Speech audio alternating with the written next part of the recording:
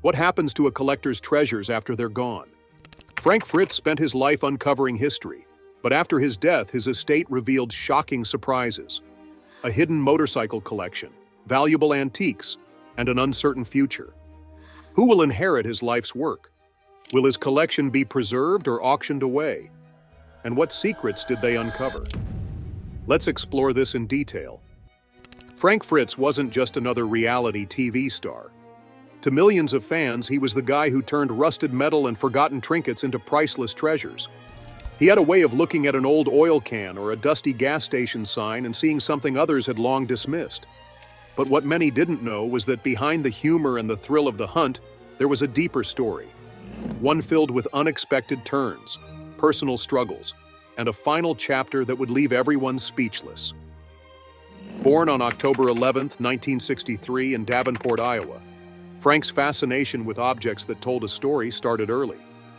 While most kids his age were outside playing baseball or riding their bikes, he was on a different kind of adventure.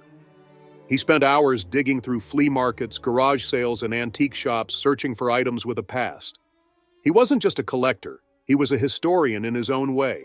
Coins, stamps, beer cans, old razor blades. If it had history, Frank wanted to know more about it.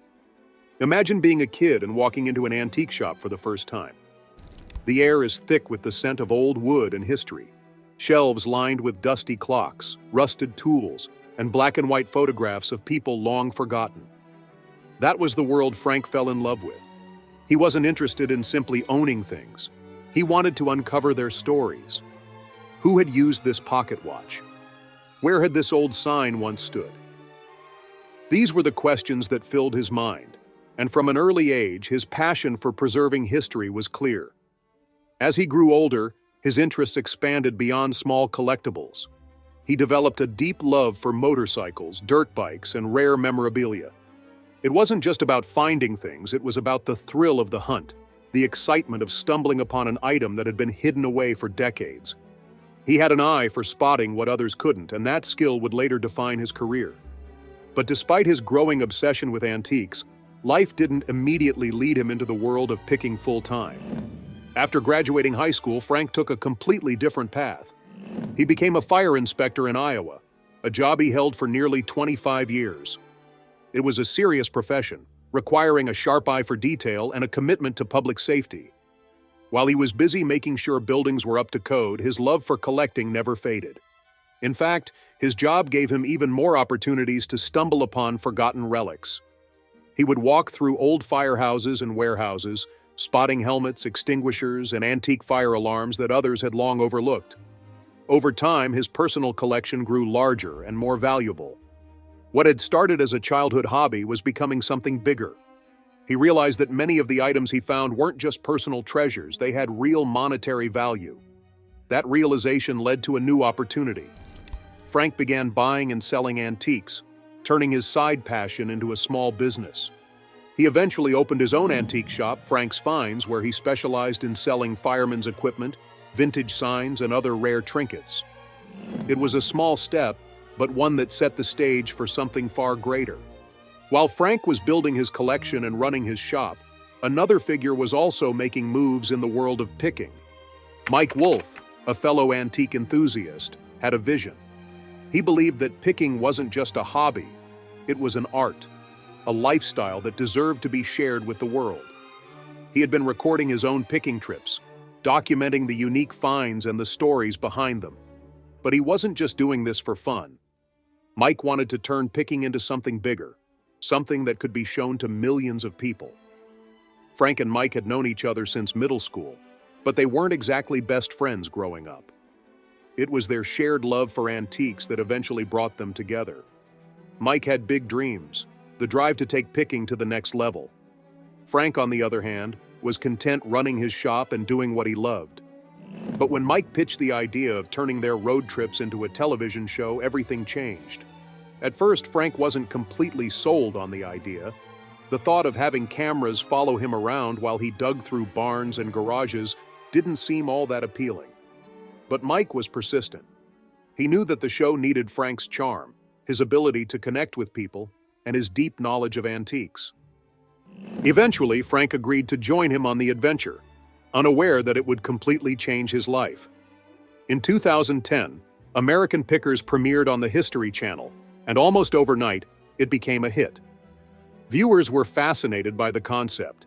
Two guys traveling across the country searching for hidden treasures in the most unexpected places.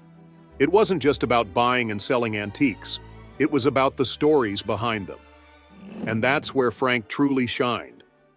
While Mike was often the one focused on the business side of things, negotiating deals and planning their next move, Frank was the one who connected with people. He had a way of making homeowners feel comfortable, cracking jokes and turning what could have been an awkward transaction into a conversation filled with laughter.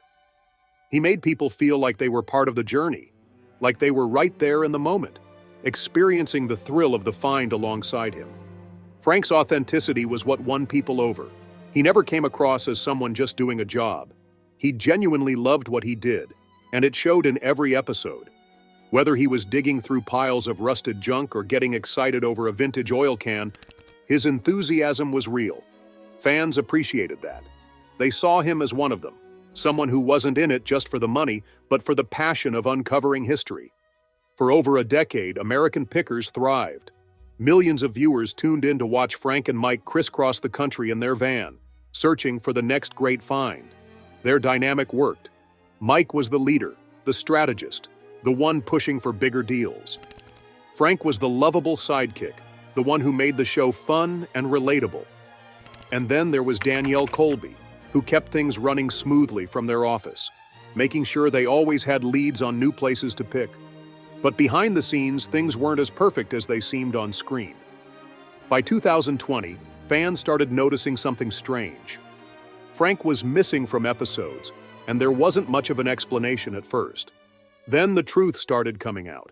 Frank had been dealing with serious health issues, including a major back surgery that left him with 185 stitches and 2 rods in his spine. On top of that, he was struggling with personal issues that made it difficult for him to continue filming. For a while, it seemed like he might return. But in 2021, Mike Wolfe made an announcement that took fans by surprise. Frank was officially no longer part of American Pickers. The statement was short, professional, but noticeably distant. Frank, however, had a different version of events. In an interview, he called Mike's statement insincere, claiming that despite working together for years, Mike never once called to check on him during his time away. Fans were shocked. How could two guys who had traveled the country together, built something amazing, and shared so many great moments just fall apart like that? It was a painful and unexpected turn, one that left many wondering what really happened behind the scenes. For fans, Frank Fritz's departure from American Pickers felt sudden. For over a decade, he had been a constant presence on the show, traveling across America with Mike Wolfe, uncovering forgotten treasures, and sharing his knowledge with millions of viewers. But behind the scenes, his exit had been brewing for some time. After undergoing major back surgery in 2020, Frank was forced to take time off to recover. The surgery was intense, requiring 185 stitches and the insertion of 2 rods in his spine. During his absence, fans initially assumed he would return once he was fully healed. However, weeks turned into months, and when American Pickers continued without him, speculation grew. Some believed he had left on his own terms, while others suspected there was more to the story. In July 2021, Mike Wolfe finally addressed the situation, confirming that Frank would not be returning to the show. His statement was polite but distant, thanking Frank for his contributions and wishing him well. But when Frank spoke out about the situation, his version of events was far less cordial. He revealed that Mike had never reached out to him during his time away, never checked on his recovery, and never even called to discuss his exit. To fans who had followed their partnership for years, it was a disappointing revelation. Their friendship had always seemed genuine on screen, filled with lighthearted banter and shared enthusiasm for picking. But Frank's comments made it clear that their relationship had been more of a working partnership than a close friendship. He claimed that Mike had wanted him out of the show for a long time and took the opportunity to move forward without him. As Frank dealt with his departure from the show, he faced another challenge: his health. For years, he had battled Crohn's disease, a chronic condition that affects the digestive system, causing severe pain, fatigue, and weight loss. It was a private struggle, one he had rarely discussed in depth, but it had played a significant role in his life.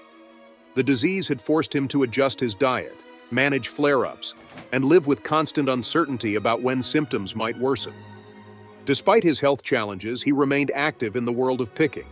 Even after leaving American Pickers, he continued buying and selling antiques, attending collector events, and running his shop. But with his primary source of income gone, financial troubles began to mount. Unlike Mike Wolfe, who had built an extensive business empire from the success of American Pickers, Frank's earnings had been largely tied to the show itself. His absence meant fewer opportunities, and as time passed, he struggled to maintain the same level of financial stability. His personal life also took a hit. In 2017, Frank had been engaged to Deanne Bankson, a woman he had been in a relationship with for several years. He had envisioned a future with her, even purchasing a home for them to share. But their engagement ended in turmoil when accusations of infidelity surfaced. Deanne claimed she had caught Frank with another woman in their home, while Frank alleged that she had been unfaithful to him for years. Their breakup was bitter and very public, leaving both parties pointing fingers and making accusations. The emotional toll of their split was evident. Frank even got a tattoo that read, "Once a cheater, always a cheater," a permanent reminder of the betrayal he felt. The breakup was not just personal, it also led to legal battles, with Deanne filing a lawsuit against him, though the case was later dismissed.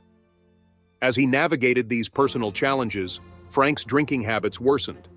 He had grown up with alcoholism in his family, witnessing firsthand how destructive it could be.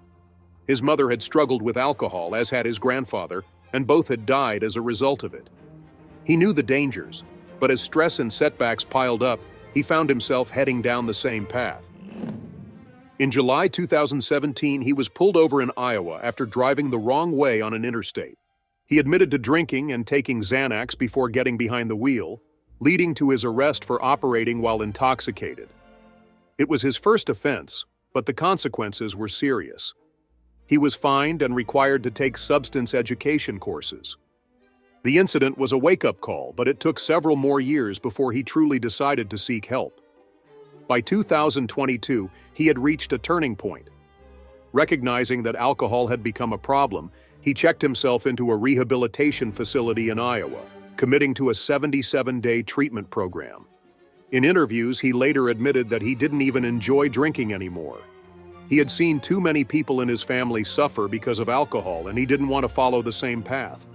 Completing rehab was a major step toward turning his life around, and for a while, it seemed like things were improving.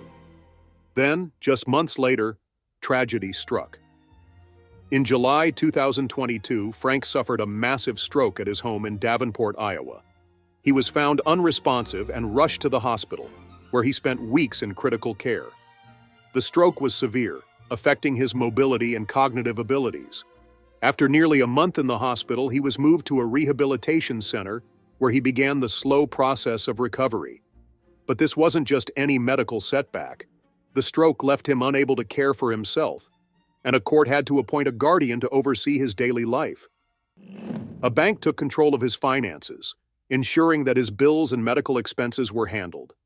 Suddenly, the man who had spent decades traveling the country, negotiating deals and uncovering hidden treasures was struggling to perform even the most basic tasks. His medical bills skyrocketed, with reports estimating that his care cost $29,000 a month. It was a staggering sum, highlighting just how much his condition had taken from him. Not just his independence, but also his financial stability. Despite their past tensions, Mike Wolfe reached out after learning about Frank's stroke. The years of animosity no longer mattered. Mike visited Frank during his recovery, checking in on his former co-star and reconnecting in a way that fans had never expected. They spoke multiple times in the months that followed, reminiscing about the past, sharing memories, and setting aside their differences. For many fans, it was a bittersweet moment. The public fallout between Frank and Mike had been painful to witness, but in the end, friendship had prevailed. No matter what had happened before, they had shared something special. Years of traveling the country together, discovering forgotten pieces of history, and building a show that had become a global success. By mid-2024, Frank's health had worsened. His body, already weakened from years of illness and struggles, could no longer fight back. Those closest to him knew the end was near. When the call came that Frank didn't have much time left, Mike dropped everything and rushed to his side. He wasn't alone. Frank's mother and a close family friend were also there, ensuring that he wasn't alone in his final moments. Mike later revealed that as Frank took his last breath, he was holding his hand. He whispered to him, telling him that he loved him, that he forgave him, that everything was okay. And in those final moments, he told Frank to go find his mom. On September 30th, 2024, Frank Fritz passed away at the age of 60.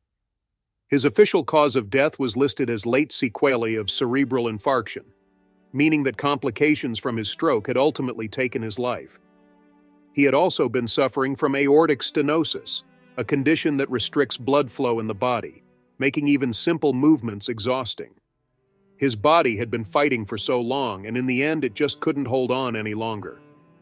As the news of his passing spread, tributes poured in from fans, collectors, and fellow antique enthusiasts. Frank had left behind a legacy that extended far beyond American pickers. He had shown people that history was worth preserving, that even the most overlooked objects could have incredible stories behind them. He had brought joy to millions, not just through his finds but through his personality, his humor, and his love for what he did. With Frank's passing, a sense of loss settled over the picking community. Fans, collectors, and those who had followed his journey from the beginning reflected on the impact he had left behind. He was more than just a television personality. He was someone who had brought history back to life, piece by piece, one forgotten treasure at a time. As condolences poured in from across the country, those closest to him were faced with the difficult reality of handling his estate. In the days that followed, questions began to surface about what would happen to the items he had spent a lifetime collecting. Frank's passion for antiques had not faded when he left American pickers. Even after stepping away from the spotlight, he continued to acquire rare pieces, attending auctions and building his personal collection. But now, with his passing, those belongings needed to be accounted for. His estate, including the vast number of antiques he had accumulated over the years, was placed under legal review. One of the first tasks was to take inventory of his most valuable possessions. As officials began cataloging the contents of his estate, they made a discovery that stunned even those who had known him best. Among the many items stored in his private collection was something that no one had fully realized the extent of: his motorcycles. Frank's love for motorcycles had been well known, but few had ever seen the full scope of his collection. It wasn't just a few bikes stored away in a garage. It was an entire treasure trove of vintage motorcycles, each with its own unique story. Rows of carefully preserved bikes were found, many of them rare and historically significant. There were classic Harley-Davidsons, Indian motorcycles, and even choppers from the 1960s and 70s. Some were in pristine condition, others had been partially restored, while a few remained untouched, waiting for the day Frank would get around to fixing them up. For collectors and motorcycle enthusiasts, it was a breathtaking sight, a lifetime of passion and dedication on display in one room. But what would happen to them now? That was the question on everyone's mind. Would they be sold off one by one to the highest bidder? Would they be preserved in a museum dedicated to his legacy? Or would they simply be locked away, their fate unknown? Speculation began to grow as reports emerged that Frank's estate was considering an auction. If true, it meant that his prized motorcycles, along with many other antiques, would soon be made available to collectors around the world. For those who had followed Frank's career, the thought of his collection being broken apart was bittersweet. On one hand, it meant that the bikes and antiques he had spent his life gathering would go to people who appreciated them just as much as he had. On the other, it felt like the final chapter of his life was being scattered, piece by piece. Some fans hoped that a museum or foundation would step in to preserve his collection in its entirety. But as of now, no such plans had been confirmed. Beyond the motorcycles, there were other items that painted a picture of who Frank was and what he had valued. Vintage gas station signs, rare oil cans, classic advertising pieces, everything a serious picker would dream of finding. Many of these items had been featured on American pickers over the years, brought home from road trips and stored away in his personal archive. Each object held a story, a memory of a time when Frank was out on the road, doing what he loved most. As the legal proceedings surrounding his estate continued, another matter surfaced: his will. Questions arose about who would inherit his collection and whether his estate would be contested. It was soon revealed that Frank's father had stepped forward to challenge aspects of the will, raising further uncertainty about how his assets would be handled. In situations like this, estate battles can take months, even years, to resolve, leaving much of his collection in limbo until legal matters are settled. Despite the uncertainty, one thing was clear: Frank's impact on the picking world would not be forgotten. The way he approached collecting, with genuine passion and curiosity, had inspired countless people to see the value in old and overlooked items. He had shown that history wasn't just something found in museums, but in everyday objects that carried stories of the past. His relationship with fans had always been one of the most special aspects of his career. Whether through television or in-person encounters at antique fairs, he had a way of making people feel like they were part of his journey. Even after leaving American Pickers, he remained active in the collector community, always willing to share his knowledge and experiences. His humor, his enthusiasm, and his ability to turn even the most ordinary finds into exciting discoveries were what made him so beloved. Mike Wolfe, despite their past differences, continued to speak about Frank in the weeks after his passing. In interviews, he expressed gratitude for the years they had spent traveling together, acknowledging that no matter what had happened between them, Frank had been an essential part of the show's success. The reconciliation they had before Frank's death, though brief, had been meaningful. It was a reminder that, in the end, some friendships are too important to be defined by disagreements. For those who had grown up watching American Pickers, Frank's absence would be deeply felt. His laugh, his quick-witted jokes, his ability to negotiate a deal with charm and humor, these were things that had made the show what it was. While the show continued on without him, there was no denying that something was missing. His presence had been a vital part of its magic, and his departure had left a space that could never truly be filled. Even as discussions about his estate and collection continued, there was a sense that his legacy had already been cemented. He had left behind more than just antiques and motorcycles. He had left behind a way of seeing the world, a way of recognizing that history is all around us, waiting to be rediscovered. He had taught people that the things we overlook, the objects we discard, often hold the greatest stories. In the months ahead, decisions would be made about what to do with his collection. Would his motorcycles find new homes among collectors who appreciated their value? Would his antiques be spread across the country, each one carrying a piece of his story? Only time would tell. What was certain was that Frank Fritz's passion for picking would continue to inspire long after he was gone. As news of Frank's estate inventory spread, collectors, fans, and auction houses turned their attention to what would happen next. His collection was a reflection of his life's work, decades spent on the road, picking through forgotten spaces and rescuing history from decay. Every piece he had gathered held significance, and now it was up to others to decide its fate. The sheer volume of antiques, memorabilia, and motorcycles found in his possession spoke to the depth of his passion. His collection had never been about financial gain. It had always been about the thrill of discovery, the stories behind each object, and the joy of preserving pieces of the past.